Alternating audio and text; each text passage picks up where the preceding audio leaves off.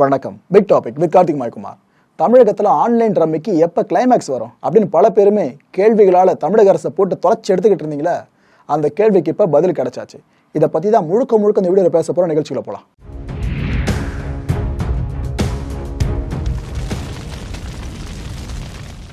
ஆன்லைனில் விளையாடுறது அப்படின்றது எல்லாருக்குமே வாடிக்கையான ஒரு விஷயம்தான். ஆனால் முதல்ல பார்த்தீங்கன்னா காசு இல்லாமல் விளையாடிக்கிட்டு இருந்தோம். அதுக்கப்புறம் ஒரு சில கேம்ஸ் காசை பிடுங்கணுன்றதுக்காக கொண்டு வந்திருந்தாங்க. ஆரம்ப கட்டத்தில் நமக்கு அதிகமாக காசு கொடுக்குற மாதிரியே ஒரு பாவலா பண்ணுவாங்க. நாமளும் அதில் கிறங்கி போயிட்டு நாம் பணத்தை இழக்க ஆரம்பிப்போம். ஒரு கட்டத்தில் நம்ம கடன் வாங்கி அந்த கேமை ப்ளே பண்ணுற அளவுக்கு கொண்டு போவாங்க. அடிக்ட் ஆக்கி விட்டுரும் அந்த குறிப்பிட்ட ஆன்லைன் கேம்ஸ்லாம். இதில் 1-2லாம் கிடையாதுங்க, எவ்வளோ கேம்ஸ் இருக்குது. அது மாதிரி இதை வெளியிடுற ஆப்போட பிளாட்ஃபார்ம்ஸ் இருக்குல்ல, அதையெல்லாம் கரெக்டாக புரிஞ்சு வச்சுருந்தாலே, அதுக்கு கைட்லைன் வந்திருந்தாலே இவ்வளோ பிரச்சனையை நம்ம ஃபேஸ் பண்ணியிருக்க மாட்டோம். ஆனால் அதுக்கு வாய்ப்பை கொடுத்துட்டு அதுக்கப்புறம் ஆசைப்படக்கூடாதுன்னு மனுஷங்களை கை காட்டினா என்ன பண்ண முடியும்? ஹைப்போதட்டிக்கலாக தான் இருக்குது அது புரிஞ்சுக்கிறதுக்கு.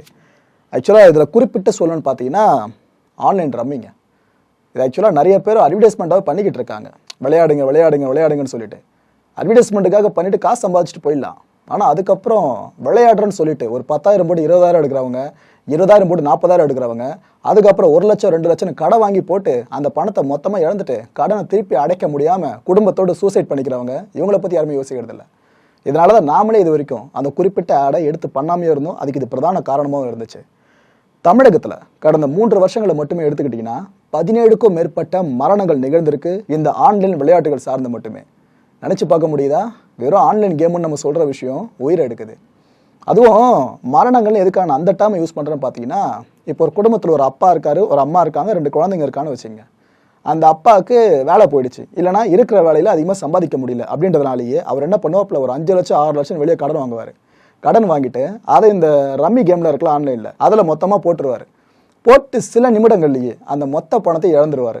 அதுக்கப்புறம் கடன் கேட்க வருவாங்க பார்த்தீங்களா, அவங்களுக்கு கடனை திருப்பி அடைக்க முடியாத தன்மை ஏற்படும். அதுக்கப்புறம் லிட்டலாக என்ன பண்ணுவார், வேறு யாரும் கடன் கேட்டால் கொடுக்கல, முடிஞ்சு போயிடுச்சு, சூசைட் பண்ண ட்ரை பண்ணுவார். அது ட்ரையோடு நின்றாதுங்க, கொலை வரைக்கும் போகும். அவர் பண்ணிக்கிறது தற்கொலை, ஆனால் குடும்பத்தை சேர்த்து பண்ணுறாரு பார்த்தீங்களா, அது கொலை. ரெண்டுத்துக்கும் பெரிய வித்தியாசம் இருக்குது. தான் தற்கொலை பண்ணிக்கிறதுக்கு முன்னாடியே சாப்பாட்டில் விஷம் வச்சு கொடுக்குறதோ இல்லை வேறு எதனா பண்ணுறதோ, இது போலாம் குடும்பத்தில் இருக்க மற்றவனையும் சாகடிச்சுட்டு அந்த குடும்ப தலைவனை சேர்ந்து சேர்த்து போவான். நான் இது நடக்காத விஷயத்தை பற்றிலாம் பேசுகிறேன்னு நினைக்காதீங்க. இந்த 17 மரணங்கள் சொன்னல, இதில் குறிப்பாக இது மாதிரி தான் நிறைய மரணங்கள் நிகழ்ந்திருக்கு. ஆக்சுவலாக இந்த நம்பர்ஸே எனக்கு தெரிஞ்சு பிழையாக தான் இருக்கும். இதை விட அதிகமான மரணங்கள் தான் தமிழகத்தில் அரங்கேறி இருக்குமே தவிர 17ன்றது கூட கம்மி தாங்க.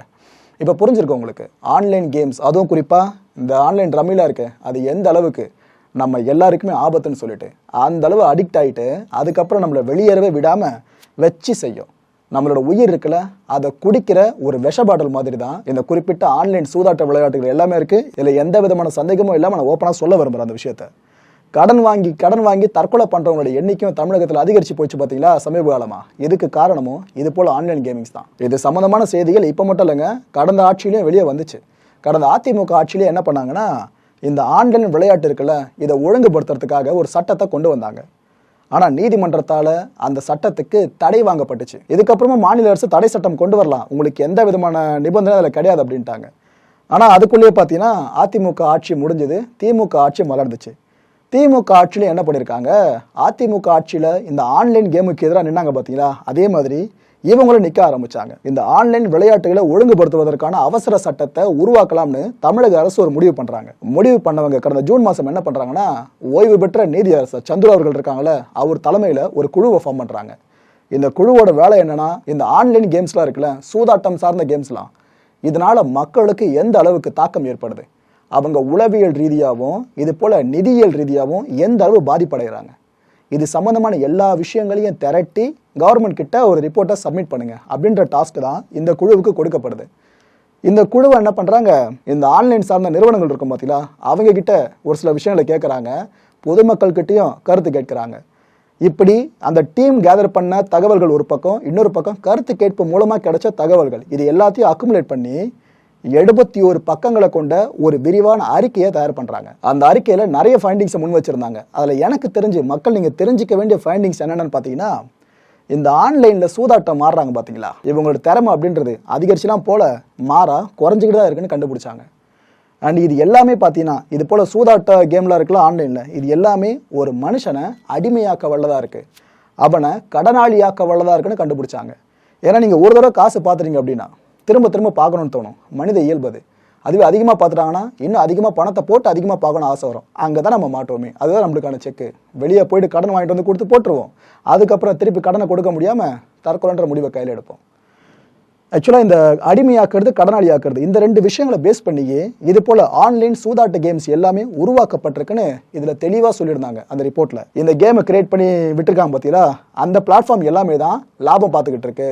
ஸோ நிறுவனங்கள் லாபத்துக்காக எந்த அளவு மக்களோட வாழ்க்கையில் விளையாடிக்கிட்டு இருக்குன்னு அந்த ரிப்போர்ட்டில் ஆணித்தரமாக சொல்லியிருந்தாங்க.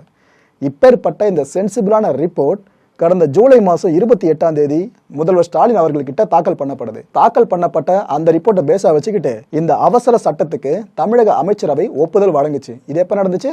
கடந்த செப்டம்பர் 26 நடந்துச்சு. அக்டோபர் 1 இந்த மாதம் தான், கடந்த 1 நம்ம கவர்னர் RN ரவி அவர்கள் ஒப்புதல் அளிச்சிருந்தாப்புல அவசர சட்டத்துக்கு ஒப்புதல். ஆக்சுவலாக 1 ஒப்புதல் அளிச்சிட்டாரு. ஆனால் அரசு இதழில் இப்போ தான் வெளியிடப்பட்டிருக்கு இந்த குறிப்பிட்ட அவசர சட்டம் சார்ந்து. இந்த கெசட்டில் பார்த்தீங்கன்னா பல விஷயங்கள் சொல்லியிருக்காங்க. அதில் ஸ்பெசிஃபிக்காக நாம் நோட் பண்ண வேண்டியது பண சூதாட்ட விளையாட்டுகளுக்கு தடை, ரம்மி, போக்கர் இதுக்குள்ளே வருது. இதை மக்கள் தெரிஞ்சுக்கிறது நல்லது. தண்டனை விவரங்களும் இப்போ வெளியிடப்பட்டிருக்கு. ஏன்னா அரசு இதழில் வெளியிட்டாலே முடிஞ்சு போயிடுச்சு, அது இம்ப்ளிமெண்ட் ஆகிடும். புரியுது உங்களுக்கு என்ன சொல்கிறேன்ட்டு? ஸோ கொஞ்சம் உஷாராக இருங்க. இந்த தண்டனை விவரங்கள் சொன்ன பார்த்தீங்களா, அதை தெளிவாக மைண்டில் ஏற்றிக்கிட்டாலே இந்த வீடியோ பார்த்துட்டு இருக்க பல பேருக்கும் இது போல் ஆன்லைனில் சூதாட்டம் ஆடணுன்ற ஒரு ஆசையே இல்லாமல் போயிடும். இல்லை முதல்ல இந்த ஆன்லைனில் சூதாடுறாங்களே, ஒரு சில ஆடுவீங்கன்னு நினைக்கிறேன். உங்களுக்கான தண்டனை விவரம் தான் இது. 3 மாதங்கள் வரைக்கும் சிறை தண்டனை, அப்படி இல்லைனா 5000 ரூபாய் வரைக்கும் அபராதம், அப்படி அதுவும் இல்லைனா ரெண்டுத்தையும் சேர்த்து விதிச்சிருவாங்க. அதாவது 3 மாதம் சிறையிலையும் இருக்கணும், 5000 அபராதமும் செலுத்தணும். இதுக்கப்புறம் விளையாடுவீங்களா? Okay right. விளம்பரம் வெளியிடுறாங்களே, அவங்களுக்கான தண்டனை விவரமும் அறிவிக்கப்பட்டிருக்கு. 5 லட்சம் ரூபாய் வரைக்கும் அபராதம் விதிக்கப்படும், அப்படி இல்லைனா 1 வருஷம் வரைக்கும் ஜெயிலில் கம்பி எண்ணணும், அப்படி அதுவும் இல்லைனா ரெண்டுத்தையும் சேர்த்து விதிப்பாங்க. ஓகே, இதில் அல்டிமேட்டாக இந்த ஆன்லைன் சூதாட்டம் நடத்துகிற நிறுவனம் இருக்குல்ல, அவங்களா இருக்கட்டும், தனிநபர் நடத்துகிறதா இருக்கட்டும், இவங்களுக்கெல்லாம் தான் பெரிய ஆப்புங்க. 10 லட்சம் ரூபாய் வரைக்கும் அபராதம், அப்படி இல்லைனா 3 ஆண்டுகள் வரைக்கும் ஜெயில் தண்டனை, அப்படி இல்லைனா ரெண்டுமே சேர்த்து அனுபவிக்க வேண்டிய தலைவிதியை அவங்க ஃபேஸ் பண்ண நேரிடும். ஸோ இதுக்கப்புறமும் ஆன்லைன் ரம்மி சார்ந்து ஆசை போகாதுன்னு நம்புகிறேன். ஓகே, பார்க்கலாம். இந்த ஆன்லைனில் சூதாடுறவங்க, இந்த அட்வர்டைஸ்மெண்ட் வெளியிடுறவங்க, சூதாட்ட நிறுவனம் அண்ட் தனிநபர், இவங்க எல்லாரும் கவனத்தில் வச்சுக்கிட்டு ஒரு முக்கியமான விஷயத்த சொல்கிறேன். ஏன்னா அங்கங்கே லூப் ஹோல் இருக்குமே, தப்பிச்சு போயிடலாம் நினைப்பீங்க. அந்த தப்பிக்கிற முயற்சியை தடுக்கிறதுக்காக தான் இந்த ஒரு விஷயத்த சொல்கிறேன். நீங்கள் மட்டும் ஒரு தடவை தப்பு பண்ணி, நான் முன்னாடி லிஸ்ட் பண்ண பார்த்தீங்கன்னா தண்டனை விவரம்லாம், அதெல்லாம் நீங்கள் ஃபேஸ் பண்ணிட்டு வந்துட்டு திரும்பவும் அதே தப்பை பண்ணிட்டீங்கன்னா உங்களுக்கு முன்னாடி வழங்கப்பட்ட தண்டனை ரெட்டிப்பு மடங்காக வழங்கப்படும். புரியுது என்ன சொல்கிறேன்ட்டு? அலர்ட்டாக இருங்க. அண்ட் முக்கியமான விஷயம், பல பேர் நினைப்பீங்க எனக்கு பணம் இருக்குது, நான் கொஞ்சம் இன்ஃப்ளூயன்ஷியல் பர்சன், நான் கோர்ட்டுக்கு போயிட்டு வாதாடி வெளியே வந்துடுவேன்னு. இதில் பெரிய ட்விஸ்ட்டை இங்கே தான். அதாவது ஆணையம் விதிக்கிற தண்டனைகள் இருக்குல்ல, இதில் நீதிமன்றம் தலையிட முடியாது, அட்டானமஸாக உள்ள வருது. புரியுதா? ஸோ இந்த விஷயத்தை மைண்டில் வச்சுக்கிட்டு இதுக்கப்புறம் முடிவு பண்ணுங்கள். ஏன்னா கவர்மெண்ட் இவ்வளோ பண்ணுறது நம்ம நல்லதுக்கு தான். ஏன்னா எவ்வளோ செய்திகள் பார்க்குறோம். இதில் இந்த சின்ன பையன் காசை விட்டு இழந்துட்டான், அதுக்கப்புறமா தற்கொலை பண்ணிக்கிட்டா, எங்ககிட்ட சொல்லவே இல்லை, வீட்டில் இந்த நகையை அடமானம் வச்சு காசை பார்த்து அதை போயிட்டு அந்த கேமில் விட்டு இழந்துட்டா, இவ்வளோ செய்திகள் பார்க்குறோம். ஆனால் செய்திகள் வந்துட்டு தான் இருக்குது, மரணங்கள் நிகழ்ந்துக்கிட்டு தான் இருக்குது, பெரும்பாலும் தற்கொலையாக இருந்துகிட்டு இருக்கு. ஆனாலும் அந்த குறிப்பிட்ட சூதாட்ட செயலிகள் அப்படின்றது கோலோச்சி போய்கிட்டு தான் இருக்குது. ஸோ மக்கள் மேலே இருக்க அபிமானம் காரணமாக அரசு இந்த முடிவை எடுத்திருக்காங்க, இம்ப்ளிமெண்ட் பண்ண ஆரம்பிச்சிருக்காங்க. வரவேற்கலாம். வர்ற 17 தமிழக சட்டப்பேரவை கூட போகுதுங்க. அந்த கூட்டத்தில் தான் இந்த சட்ட மசோதா தாக்கலாக போகுது. இது தாக்கலாகிடுச்சுனாலே கிட்டத்தட்ட முடிஞ்சிடும், நிரந்தர சட்டமாக கொண்டு வரப்பட்டுரும். ஸோ நமக்கான விடிவு காலம் ரொம்ப தூரத்தில் இல்லைன்றது மட்டும் தெளிவாக தெரியுது. இந்த கண்டென்ட்டை பொறுத்த வரைக்கும் நாம் சிந்திக்க வேண்டிய முக்கியமான சில விஷயங்கள் இருக்குங்க. இதில் முதல் விஷயம் பார்த்தீங்கன்னா, இவ்வளோ முயற்சிகளுக்கு அப்பாற்பட்டு இந்த குறிப்பிட்ட அவசர சட்டம் அப்படின்றது கொண்டு வரப்படுது. ஆனால் இந்த தடவையாவது ரத்தாகாமல் இருக்கணும். ஏன்னா அதிமுக ஆட்சியில் என்ன நடந்ததுன்னு சொல்லியிருந்தேன். அவங்க சட்டம் கொண்டு வந்து கடைசியில் கோர்ட்டு உள்ள வந்து தடை பண்ணியிருந்தாங்க. அது இந்த வாட்டி திரும்ப நடக்காமல் இருக்கிறது என்ன பண்ணணுமோ அதை அரசு பண்ணாங்கன்னா வெகு சிறப்பு. ரெண்டாவது சிந்திக்க வேண்டிய விஷயம், நிறைய பேர் இது போல் இந்த ஆன்லைன் கேம்லாம் சூதாட்டம் சார்ந்த ஆப்லாம் டவுன்லோட் பண்ணுறாங்க பார்த்தீங்களா. டவுன்லோட் பண்ணி அவங்கள பார்ட்டிசிபேட் பண்ணும்போது ஒரு சில விதிமுறைகள் வகுக்கப்பட்டிருக்கும்.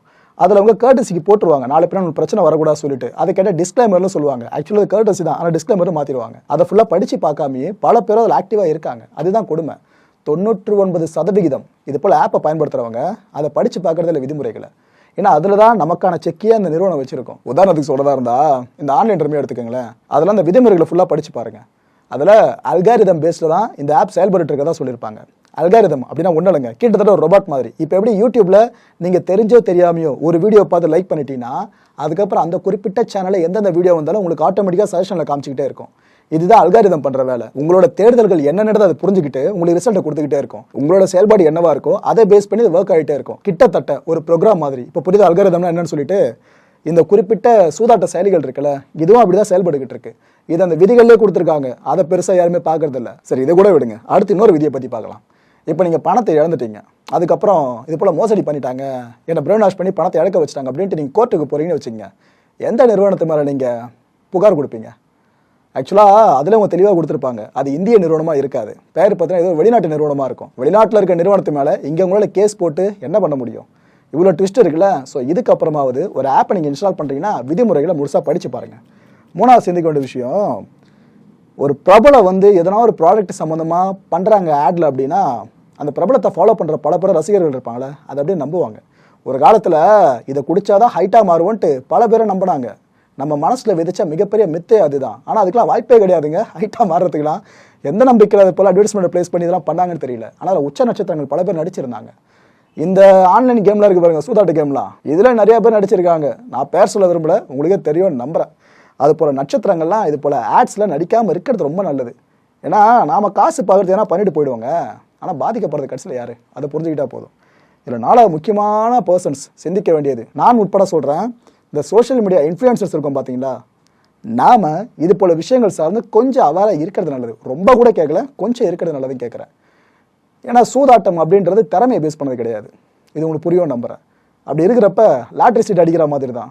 1 கோடி பேரில் ஒருத்தர் மட்டும் அந்த சீட்டு விடும், மற்ற எல்லாருக்குமே முடிஞ்சு போயிடுச்சு, கடன் வாங்கின காசு மொத்தமாக போயிருக்கும். அதில் எத்தனை பேர் தற்கொலை முடிவு எடுப்பாங்க? ஸோ இதனால தான் சொல்கிறேன், சோஷியல் மீடியா இன்ஃப்ளூயன்சர்ஸ் நம்மளோட ரீச் என்னன்றதை தெரிஞ்சுக்கிட்டு, நாம் சொல்கிறது எவ்வளோ பேர்கிட்ட போய் சேருதுன்றதை தெரிஞ்சுக்கிட்டு அது சார்ந்த விழிப்புணர்வாக இருந்தால் ரொம்ப நல்லது. அப்படி நம்ம இருந்தாலே இது போல் ஆட்ஸ் எடுத்து பண்ணவே மாட்டோம். எனக்கு என்ன பயனா, இந்த வீடியோவில் இங்கேருந்து ஆன்லைன் ரம்மி ஆடு போக மாட்டதா பயம் இருக்குது. அப்படி வந்துச்சுன்னா சொல்லுங்கள் மகளே கமெண்ட்டில்.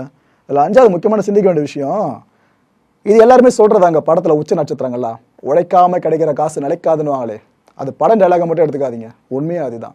இதை புரிஞ்சுக்கிட்டாலே இது போல் நம்ம ஈஸியாக 2 நிமிஷம் 3 நிமிஷத்தில் காசு பார்க்கலாம்னு ஆசைப்பட்டு பல லட்சங்கள் இழக்க மாட்டோம், கடனாளி ஆக மாட்டோம், சூசைன்ற முடிவு எடுக்க மாட்டோம். நிதர்சனம் இதுதான், புரிஞ்சுக்குங்க. அடுத்த நிகழ்ச்சியில் சந்திக்கலாம். நன்றி, வணக்கம்.